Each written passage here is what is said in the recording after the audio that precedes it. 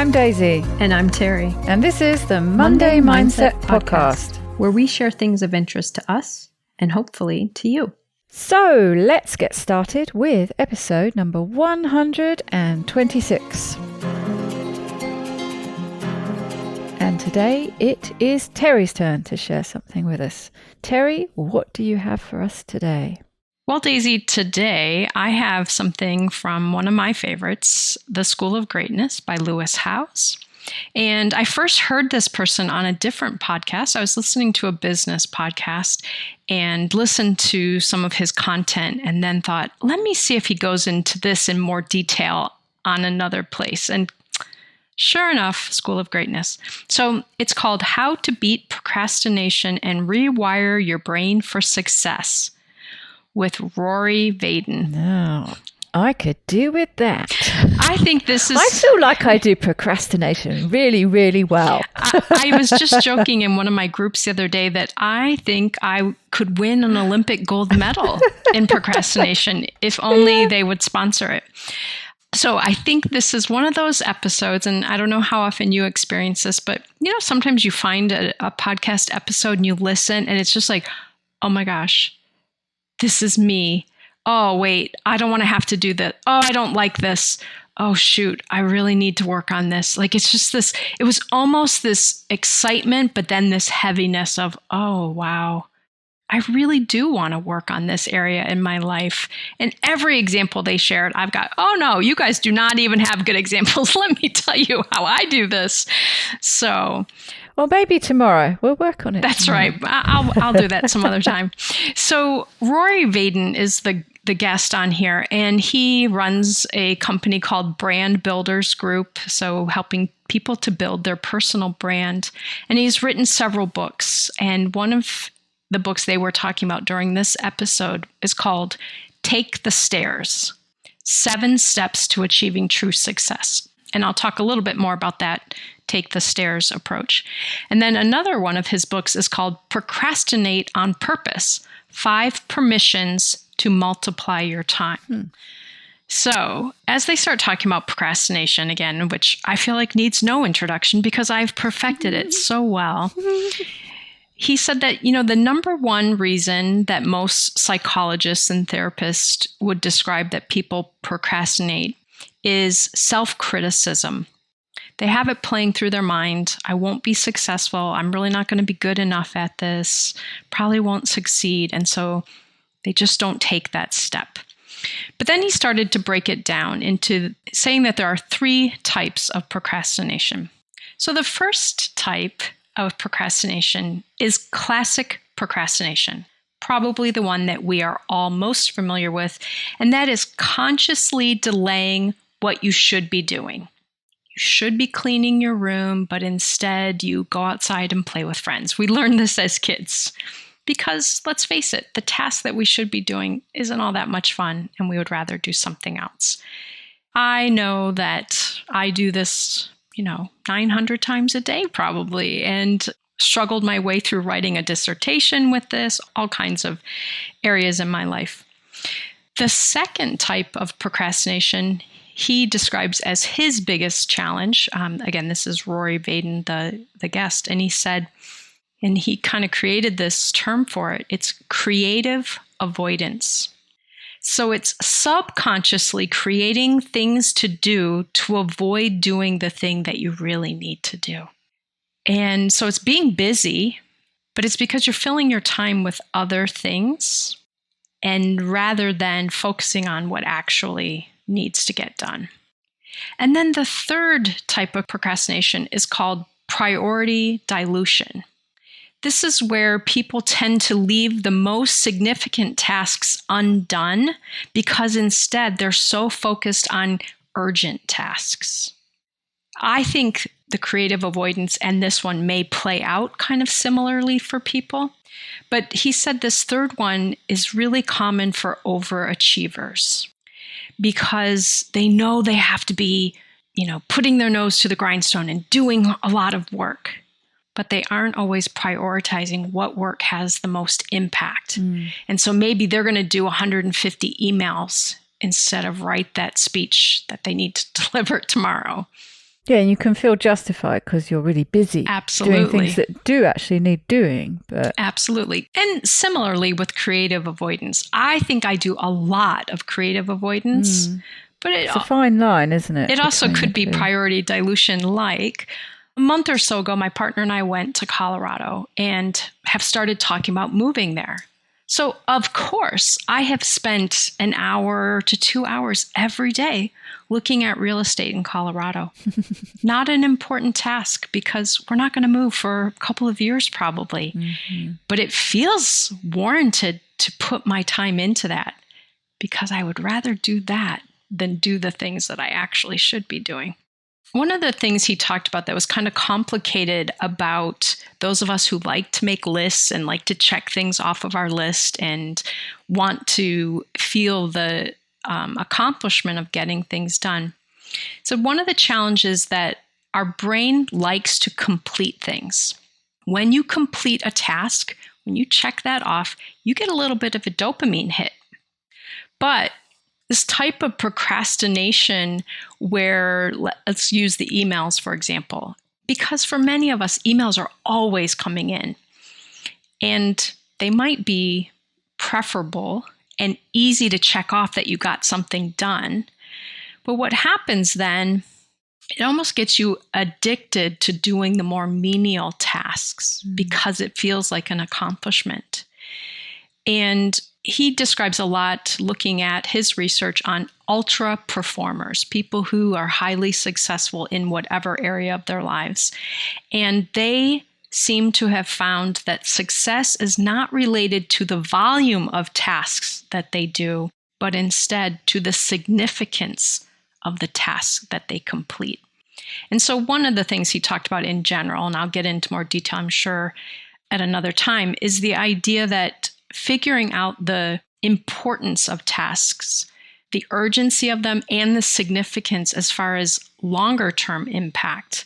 Because sometimes we just respond to urgency, meaning right now, but that doesn't carry us very far into the future.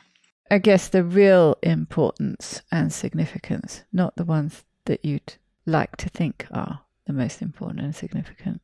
Absolutely. So being real about having a real chat with yourself. Which, of No, course... actually finding the best value new condo in Colorado isn't the best use of my time. Right. But it's certainly more enjoyable than completing a task that is on my must-do list. So he then talked a little bit about the idea that many of us have what he would call the escalator mentality. We want to get from here to there, and we want to take the quickest, easiest path. So we want to take the escalator, the path of least resistance. So rather than taking the path of least resistance and doing those tasks is what he would describe as the take the stairs. And that was the name of his book. So you have to do some hard tasks now. It's walking the stairs. It's going to take a little longer to get there. It's going to take a little more effort to get there, but it's going to be more valuable when you do, rather than just taking the path of least resistance.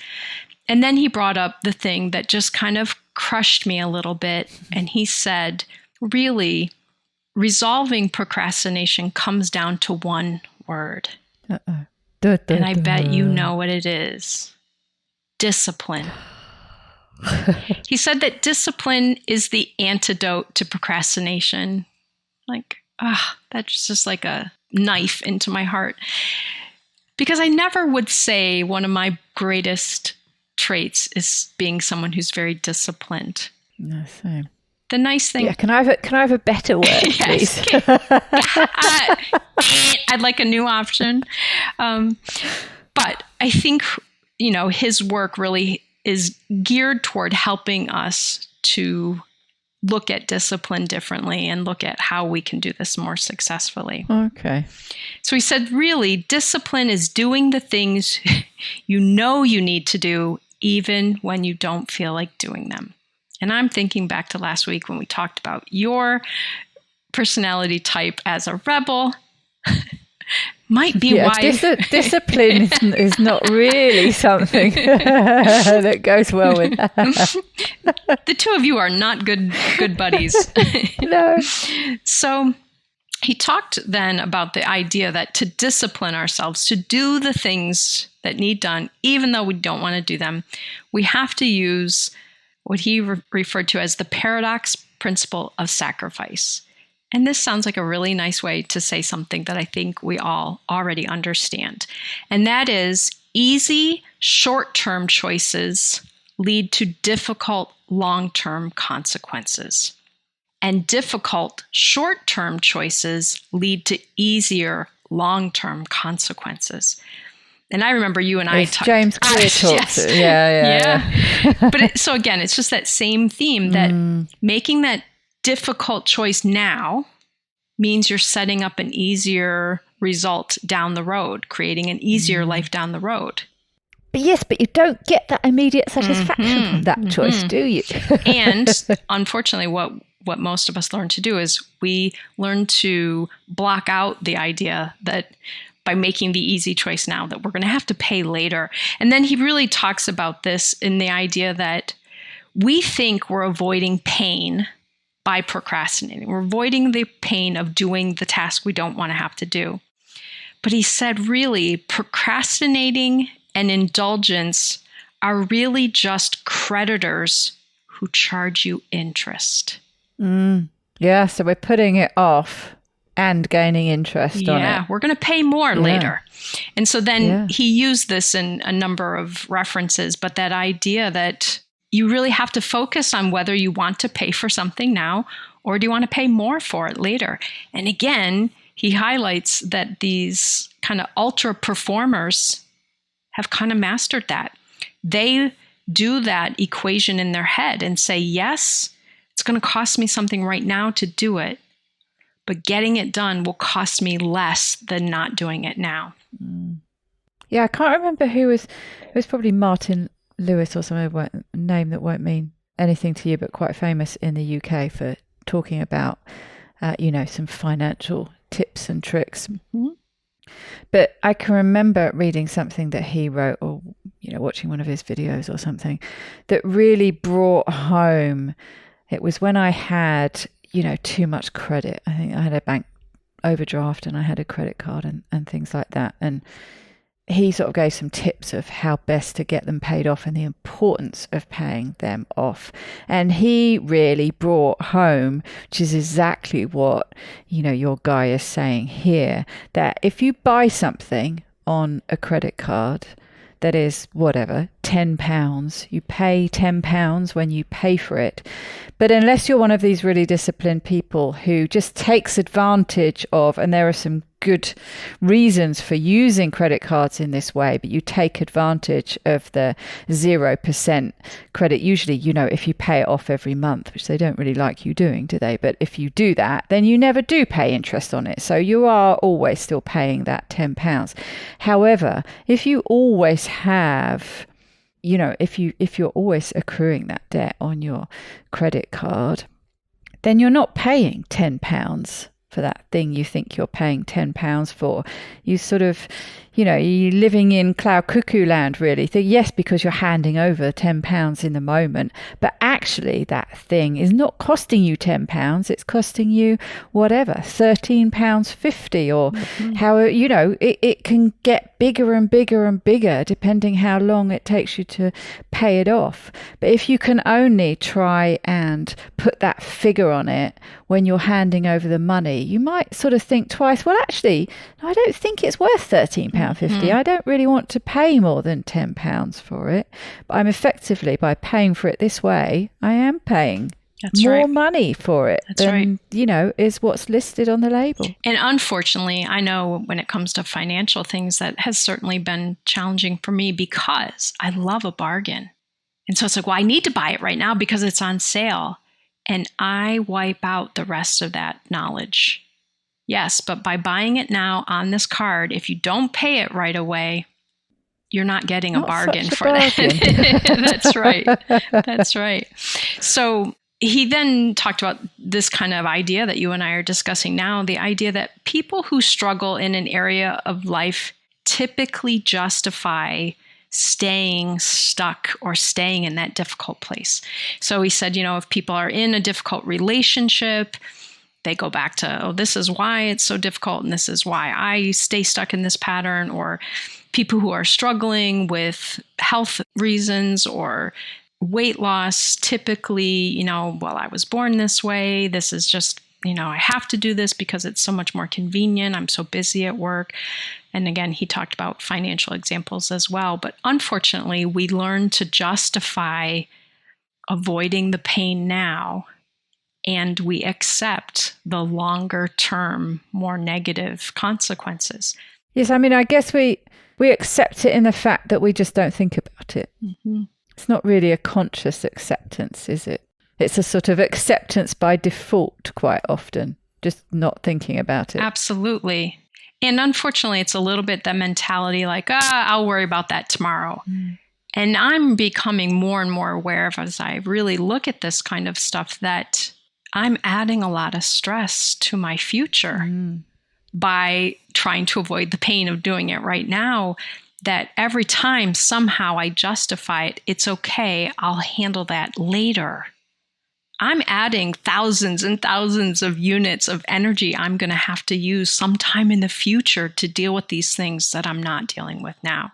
I think actually something that we don't consider, but that I've become more aware of, is it's not just the extra stress that you're adding to the future, but actually you are adding some daily anxiety because even if you're determined not to think about it, there's a part of your brain that knows that you're putting it off, that knows that you're not facing that thing that you need to face right now.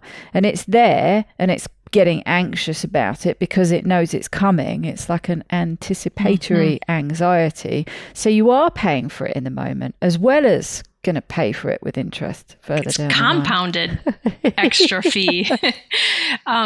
He said again that these kind of ultra performers have figured out that this phrase, problems procrastinated on amplify. And instead, they have the approach, it's a problem, I'm going to address it right now. So he went into this example that for me was pretty helpful. I like analogies. I like ways of understanding things. So he talked about the fact that he's from Colorado. Funnily enough, that I used that example already, but he's from Colorado. And he said, in Colorado, the state is pretty much divided in half. The western half has the Rocky Mountains, and the eastern half has, I don't remember the geographic name of them, but some plains. So it's very flat. Okay. So he said in one state, we tend to have cows and buffalo in the same area due to these geographic things. And he said, but it's interesting if you look at how these two animals respond differently to storms. So a cow will sense the storm coming, and the storms come from the west and roll in through the east. So the cow will try to get ahead of it. It will walk east. It'll try to avoid it and have to keep going until finally it's just overwhelmed by the storm. And by now they're, far away from their place, or maybe they've gotten backed up against a fence and now they have to ride out the storm. Whereas buffalo do something that's pretty unique for animals. They will sense the storm and will turn toward it as it's, let's say it's coming over this mountain pass and it breaks. They will turn into it and charge it. Head first, run right into it. Because then they're going to break through the storm and they're going to be on the other side. Yeah. So yes, there is pain. They are going to have to face the storm. Get it over and done with. But they have figured out, I'm going to push right through this. And then I'm going to be on the other side, where the cow is still getting pummeled by it because it was trying to get away from it. And it's knackered because it's been running away from it for 3 days. That's right. That's right. So it's less resilient. And so I loved this analogy. I don't remember if I've ever shared this with you, but one of my favorite talks before from Terri talked about the difference between pain and suffering. And she said, look, we are going to experience pain. And this is in line with what Rory Vaden is saying here. We are going to experience pain, physical pain, emotional pain.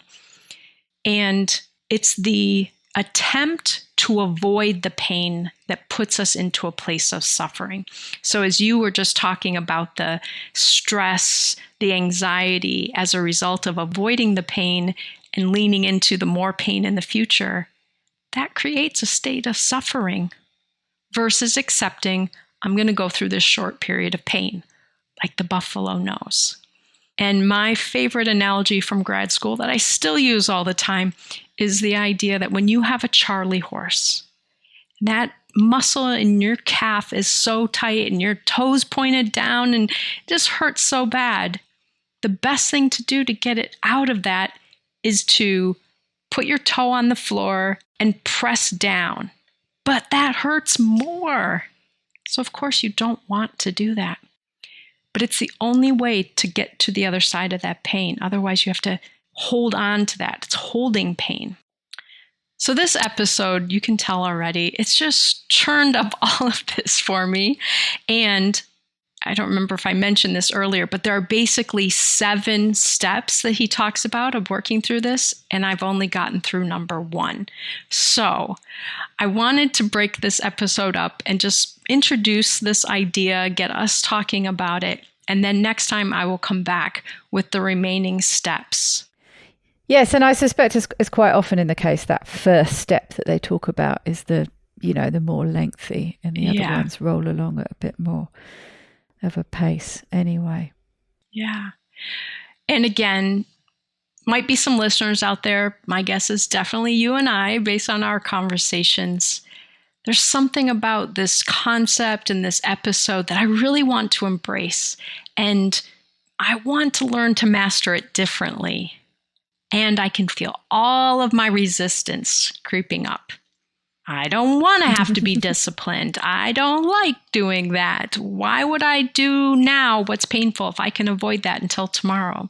So I am hoping that by the next time we record the follow-up part of this, that I have had some more time to sit with it and see where I can maybe start to enact some change in my life. Yes, I think you're spot on there. It feels like the right and appropriate and necessary time to take a break and sit with it, because I suspect a lot of our listeners, certainly as you've just said, both of us have issues with that. And I'm feeling the same kind of, it's that combination, isn't it, of almost excitement on one hand. I might get some new ideas about this. I might finally break through this thing that I know is a real problem that I have and is something that I've always struggled with.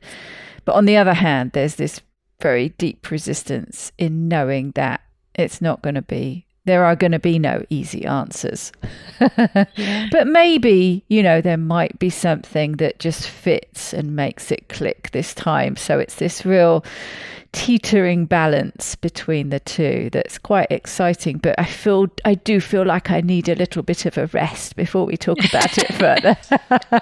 Like you feel like you've already been pounded over the head with it already. Yeah. Let's just put it off for a little while. Yeah. It kind of reminds me of, I don't know if this is common in Europe, but here in the US, you go on vacation, you stay at a resort, and they talk you into coming to this sales pitch. They show you this amazing resort and all of their sister resorts and everything you're going to get by just buying a unit or a period of time or whatever. And when you first start, you're so excited. And you're like, oh, honey, isn't that great? Oh, look at all the amazing trips we'll be able to take. And you're all excited and you want to make it happen. And then you start getting all the fine print. Well, you can only use it on these weeks and it costs this much and you can't do this with it and you have to do that. And then it's like, oh, it's not quite so exciting now. So when I first got this episode, I'm like, oh yeah, I'm going to tackle the, shoot. Okay. So I will be back with part 2. Well, I look forward to it with trepidation. Very good. Take good care, everybody. Have a wonderful week.